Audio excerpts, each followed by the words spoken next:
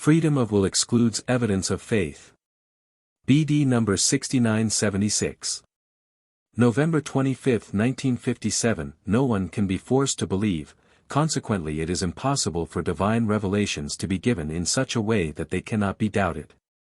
But they can be recognized as divine revelations by someone with a serious will to understand, who therefore has an entirely open-minded attitude and seriously examines them. However, were people to be given irrefutable proof that they are addressed by God Himself, their thoughts and intentions would be determined by this proof, thus it would exclude a free decision of will which, however, is the purpose and goal of life on earth. It truly would be easy for God to speak to people such that they no longer were able to doubt His existence, but in that case the purpose of earthly life would be missed, for the being's deification is an act of free will, hence free will must remain inviolable, and this excludes all absolute proof. However, it is nevertheless possible for every person to procure his own inner conviction, for as soon as his will has chosen God by consciously wanting to approach Him, God Himself will give him the evidence of His love, wisdom and omnipotence. He will manifest Himself to him in a way that he can no longer doubt and is happy about this gained realization. But the grace of God's manifestation is granted to every person. Yet not every person evaluates it and attains realization.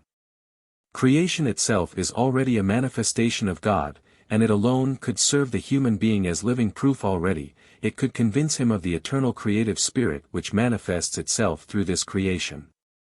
But even creation may not be faith-compelling evidence.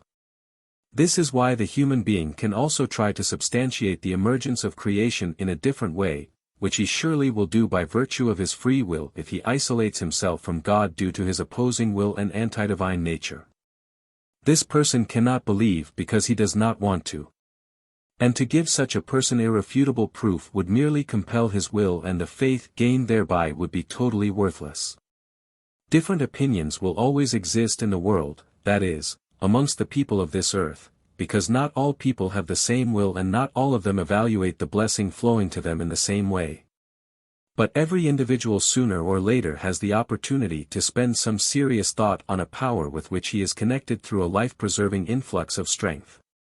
He has the opportunity to draw a comparison between himself and the things he created, and between himself and the one who created him.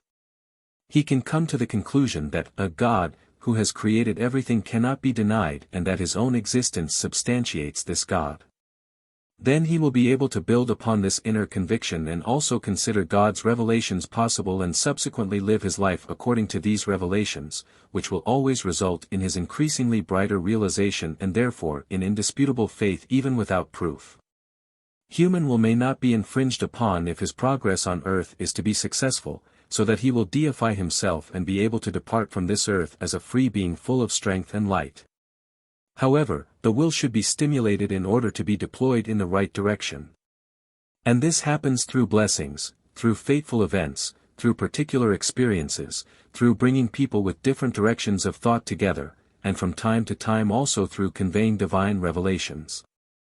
And if the human being does not openly resist these blessings, they can have positive effects, and there is a possibility for a change of will in the human being, that he will not reject everything which previously seemed incredible to him, that he will think about it and, if he is of good will, that his thoughts can be guided correctly without coercion. The human being need only realize that he is weak and small and unable to fathom everything with his intellect alone. The feeling of his own weakness and lack of knowledge can impel him towards the power he can no longer deny to be above him. But anyone who deems himself knowledgeable, who overestimates his intellect, will never attain truth and wisdom, for he does not open himself to the power which would like to permeate him because he isolates himself from it.